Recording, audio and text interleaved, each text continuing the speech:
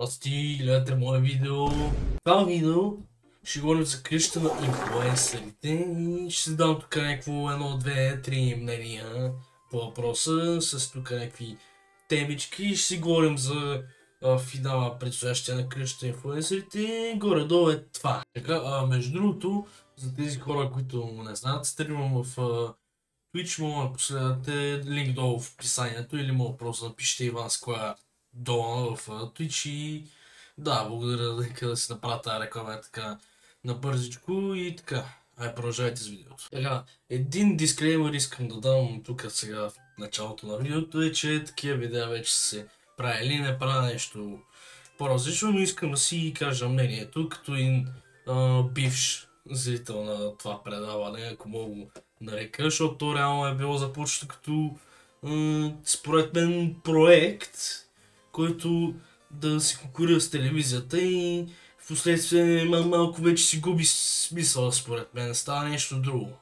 Но ще поговорим това малко по-късно. Сега искам да ви разкажа за моето преживяване. Значи, аз започнах да гледам още сезон 1, като вече започваше. Първият сезон, често казвам, няма какво толкова да кажа, значи беше нормално според мен. Не беше нещо вау, не беше кой знае какво, но не беше и зле. Имаше интересна концепция, някаква къща с само и с инфлуенсъри, до тогава нямаше всичките те. Аз съм бил от Игри на волята, братле, ама съм ходил през Hell's Kitchen, съм ходил през там, през това и сега съм тук. Не, нямаше такива работи, буквално бях само инфлуенсъри, там някакви тиктокъри, такива работи. Беше интересно. Вторият сезон, какво мога да кажа, значи, ставаше, не изгледах го целия, финала изгледах, имаше готини участия, примерно като Перси, Кумбата, Марианов, Дидоди. Като бяха там ме кефиха, сега какво там са приели, примерно Кумбата извън къщата с хазарта, мисля, че много хора ми ясно. Това аз тогава не знаех. Изкефи ме сезон 2, изгледах го. Сезон 3 вече дойде казиното. Значи, не знам защо тогава никой не направи видео за казиното, но това на мен дори не ми направи впечатление, честно казано. Дойде тогава за първи път казиното, не бях никой да направи видео, мога да поправите долу в коментарите, ако не съм прав. Ама аз лично не бях видял такова видео. И някакво изгледах го до половината, защото вече ми стана скучно, локално.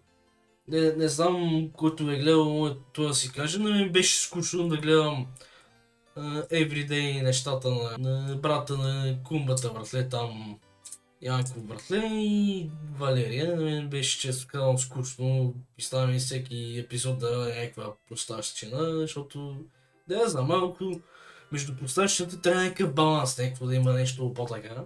Но не беше зле сезона, някакво гледаш се, ама ми доскуча на половината, някъде при края и не го изгледах. А сезон 4 не съм си отделил от времето да изгледам една секунда от това нещо. Не. Гледал съм, може би, първите 10 минути от първия епизод. Там как идват участници. Лично, честно казвам, тогава спря да го гледам. Значи, аз ви казвам, това е предаване, ще го нарека предаване, защото вече се превръща в такова. Значи, не мога ми кажеш, че е къща инфлуенсърите и ми вкарваш половината участници от Игри на волята, от там острова на 100 гривни, какво беше там, братле. И накрая се наричаш къща на инфлуенсърите. Да не говорим, че тази година финала ще бъде пак в Арена София. И познайте какво? Ще се гледа по BTV. Здравейте, ние сме Павел Колев и Ицака. Гледайте грандиозния финал на къщата на инфлуенсърите сезон 4, неделя, 19 октомври, 20 часа по BTV Action. Четиримата ни финалисти Алпер, Денислава, Лина и Краси ще се борят в зрелищна битка на живо за 25 000 лева. Очакваме ви! Ай също да не говорим за как наградата не се променя вече от колко, от 3 сезона може би. Аз не разбирам концепцията на това да бъдат спонсорирани от хазарти бързи кредити. Те имаха някакви спонсори, нека да не кажеш, че нямаха никакви спонсори, примерно в сезон 2. И някакво сезон 2 те си избили парите от сезон 1, някакво те ще да направят поне някакви пари сезон 3. Както и да го погледнем и сезон 4. Не виждат тази концепция, в която те трябва да взимат спонсор от казино, за да финансират този проект. Да не говорим, че може би не го финансират изобщо, братле. Някакво между сезон 2, 3 и 4 не виждам никаква разлика, освен че сезон 3 и 4 са в някакъв замък, братле.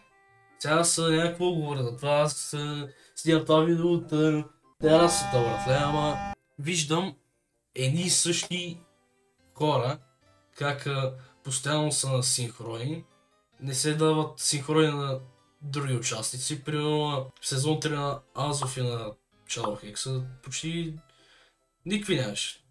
Поне аз това си спомням. В сезон 4 малко почти така стана. Най-много виждаха там някакви жени, братле, как се карат. Те познавам, теб те е подразнило по някакъв начин. Съжалявам, извинявам ти се. Аз не живея в България и повечето от вас не ги познавам. Това, че аз не те познавам и теб те наранява. Ти се правиш, че не ме познаваш, защото не ти е приятно моето присъствие. Да не говорим, че това е хазартни рекламки, тук там е арената на да не казвам кое. Да не говорим, че много така малки деца ги гледат. Някакво не е по-малолетни, някакво като пене. Много ги гледат и някакво да им покажеш казино. Сега не казвам, че 100% ще се пристрастят, ама някакво ще има някакъв импакт върху тях. Такива работи според мен е много правилно. Не е правилният пример да го направиш. Мятам, че не трябваше да се случва с това с тези бързи кредити и казино, защото така опа, даваш си парите в казиното, опа, свършиха, сега ще си взема един кредит, опа, ще ги сложа в казино. И сайкъл си продължава и продължава и продължава. И не е кул.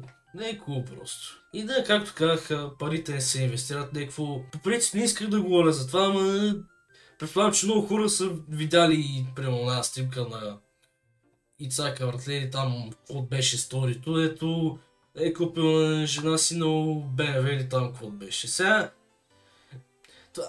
това са с парите от казиното, братле. Няма какво да се лъжим. И някакво да не виждаш никаква промяна, някакво парите не отиват със сигурност в това предаване, отиват някъде другаде. Не се реинвестират, за да стане нещо по-добре, напротив, даже имам чувство, че по-малко плащат, братле, за някакви такива работи. И сега аз няма как да знам, но така си мисля. Но не иска да завърша видеото с това, че къща инфлуенсърите не е това, което беше. Някакво започна като YouTube проект, който slowly but surely отива като някакво телевизионно предаване по телевизията. Даже няма се очудя, ако следващия сезон, примерно, да знам, половината епизоди са в BTV, братле, не знам. И искам тук да направя шаут-аут за Паралийски.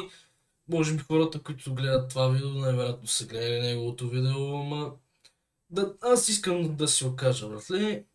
На 17-18 октомври, в момента като записвам това е 16, ще има благотворителен стрим, може да отидете да го чекнете, ако го кача това видео преди да стане това. Но да, обичайте се и живо поздраво, виждаме се в следващия клип. Айде!